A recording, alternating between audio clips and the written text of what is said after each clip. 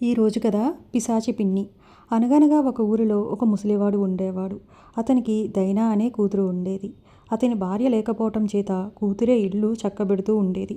కొంతకాలానికి ముసలివానికి బుద్ధి పుట్టి మళ్ళీ పెళ్లి చేసుకున్నాడు. సవితి తల్లి రాగానే ఇల్లంతా తారుమారయ్యింది. దైనాకు స్వేచ్ఛ తగ్గిపోయింది. ముసలివానికి ఇప్పుడు పెళ్ళం ఎంత చెబితే అంత. అందుచేత దైనా మీద భర్తతో ఉన్నవి లేనివి చెప్పేది. తిండివేళకు మిగిలిపోయిన ఎంగిలి రొట్టె ముక్కలు ఇచ్చి ఎక్కడికైనా పోయి తిను అని కసిరేది. దైనా పెరట్లా ఉండే చిన్న పాకలోకి పోయి కంటికి కడివెడు నీళ్లుగా ఏడ్చేది. ఇలా ఉండగా ఒకనాడు పాకలో కన్నంలో నుంచి కిచకిచలాడుతూ ఒక చుంచు వచ్చింది. అది వెనక కాళ్ళ మీద ఎదురుగా కూర్చునేసరికి జాలెగుండెదైన దైన తన రొట్టె నుంచి ఒక చిన్న ముక్క దానికి ఆహారంగా వేసింది. చుంచు అది తినేసి మళ్ళీ మళ్ళీ ఆమె వైపు చూడటం మొదలుపెట్టింది. అది అలా చూసినప్పుడల్లా ముక్కలు వేస్తూ ఉండేసరికి దైనాకు రొట్టె అయిపోయింది. అప్పుడు చుంచు దైనాతో, కొంచెమైనా రొట్టె నీకు అట్టెపెట్టకుండా పాపం నేను మొత్తం తినేశాను. అయితే ఏంలే, నీకు పనికి వచ్చే మాట ఒకటి చెబుతా విను. కొత్తగా వచ్చిన నీ మారుతల్లి ఎవరనుకున్నావో, మనిషి రూపంలో కనపడే రాక్షసి. ఆమె బాబయ్య అనే బ్రహ్మరాక్షసికి చెల్లెలు. పని పెట్టుకుని నీ మారుతల్లి తన అక్క వద్దకు నిన్ను పంపుతుంది. అప్పుడు వచ్చి నన్ను పిలిస్తే నీకు గండం దాటే ఉపాయం చెబుతా అని సలహా ఇచ్చింది. ఇలా ఉండగా ఒకనాడు ముసలివాడు ఊరికి వెళ్ళడం చూసి అతని భార్య దైనాను పిలిచింది. అడవిలో పెద్ద కోటలో మీ పెద్దమ్మ ఉంది. ఆమెను అడిగి సూదీదారం ఇమ్మన్నానని తీసుకురా అని అంటూ పోయి రావటానికి ఆనవాళ్లు చెప్పింది. దైనా వెళ్లే వరకు ఆమె గుమ్మంలోనే నిలబడి ఉండటం చేత చుంచునేస్తాన్ని కలుసుకుని ఈ సంగతి చెప్పటానికి దైనాకు అవకాశం లేకపోయింది. చాలా దూరం నడిచి దైనా ఒక పడిపోయిన చెట్టు చేరుకునేసరికి కిచకిచలాడుతూ చుంచునేస్తం ఎదురు వచ్చి, దైనా, నీకు వచ్చిన భయం ఏమీ లేదు. దారిలో దొరికిన వస్తువు ఏదైనా సరే మంచిదని నీకు అనిపిస్తే తీసి జాగ్రత్త పెట్టు, నీకు మేలు కలుగుతుంది అని చెప్పి మాయమైంది. అలా పోతూ ఉండగా ముందుగా దైనాకు ఒక కొత్త జేబురుమాలు దొరికింది. దానిని ఆమె చేత పుచ్చుకుంది. తరువాత ఒక సీసాతో చమురు, కొన్ని మాంసపు ముక్కలు, ఒక నీలిరంగు రిబ్బను, మంచి రొట్టె ముక్క ఇవన్నీ వరుసగా కనపడ్డాయి. ఇవన్నీ జాగ్రత్త చేసి తన దగ్గర పెట్టుకుంది. చివరకు దైనా అడవిలో పెద్దమ్మ ఉండే కోట చేరుకుంది. ఆ కోటకు ఎత్తైన కంచె. కంచెకు పెద్ద ద్వారాలు ఉన్నాయి. దైనా తలుపులు తోసేసరికి అవి కుయ్యో ముర్రోమని చప్పుడు చేశాయి. వెంటనే దైనా తన వద్ద ఉన్న సీసా తీసి అందులో చమురు ఆ తలుపులకి వేసింది. ఇంకా కొంచెం లోపలికి వెళ్ళేసరికి ఏడుస్తూ ఉన్న దాసి కనపడింది. దైనా ఆమెను ఓదార్చి కన్నీళ్లు తుడుచుకోవటానికి తన వద్ద ఉన్న జేబురుమాలిచ్చింది. ఆ దాసీకి దగ్గరలోనే బక్కచిక్కిన ఒక పెద్ద కుక్క ఉంది. అది తిండి లేక ఉసూరుమని ఉండటం కనిపెట్టి దైనా రొట్టెముక్క దానికి విసరగా అది గబుక్కున అందుకుని తినేసి సంతోషంతో తోక ఆడించింది. దైనా వచ్చిన సంగతి తెలుసుకుని గదిలో మగ్గం నేస్తూ ఉన్న బాబా యాగా నవ్వుతూ దైనాను పిలిచింది. ఆమె తను వచ్చిన పని చెప్పగా, ఇదిగో ఈ మగ్గం నేస్తూ ఉండు, నేను వెళ్ళి నీకు సూదీదారం తెచ్చిపెడతాను అంది. పని మనిషిని పిలిచి, ఇవాళ మా అమ్మాయి వచ్చింది, వెంటనే వెళ్ళి నీళ్లు కాచి ఆమెకు తలంటు పోసేయి అని తొందరపెట్టింది. యాగా చెప్పిన ప్రకారం దైనా మగ్గం నేస్తూనే ఉంది.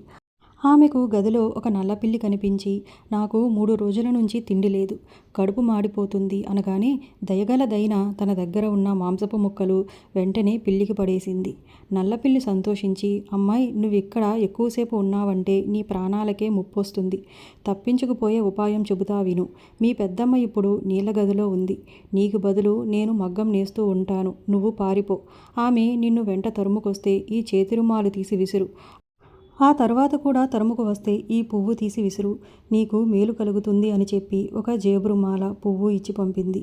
ఆ ప్రకారమే దైనా వచ్చిన దారిలోనే మళ్ళీ పారిపోవటం మొదలుపెట్టింది. కాపలా కాస్తున్న కుక్క ఇది కనిపెట్టి ఆమె మీదకు ఉరికింది.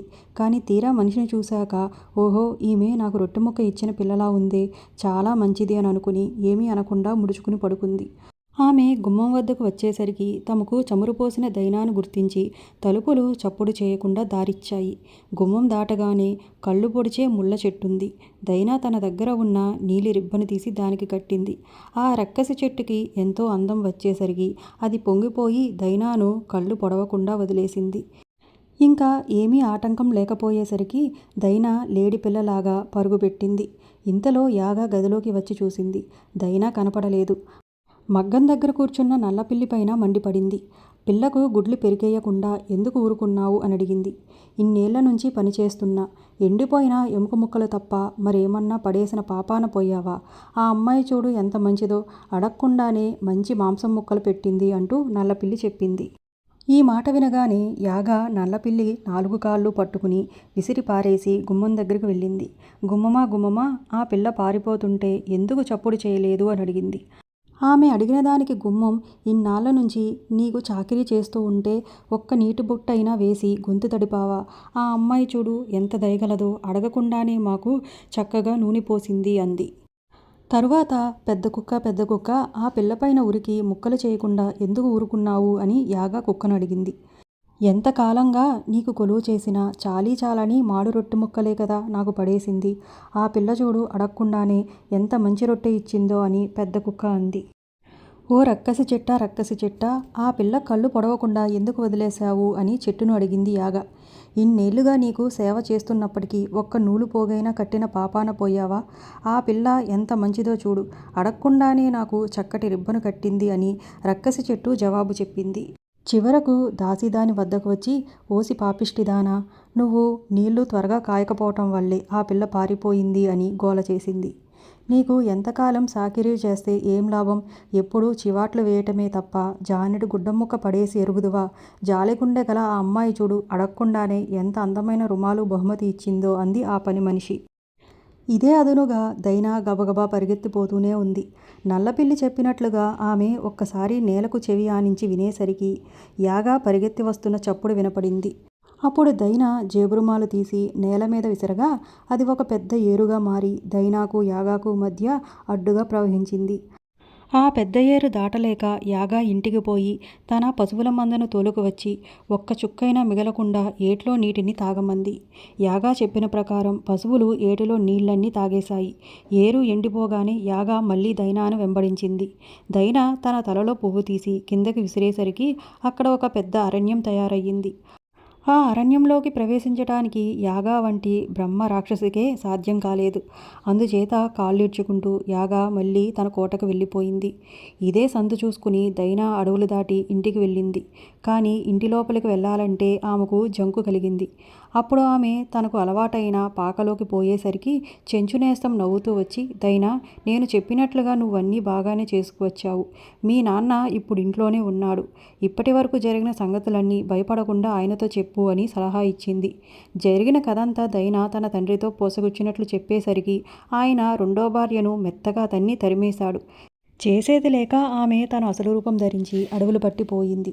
ఇక ఇప్పుడు పూర్వంలాగా ఆ ఇంట్లో దైనాదే పెత్తనం. తండ్రి కూతురు కులాసాగా కాలక్షేపం చేస్తూ ఉన్నారు.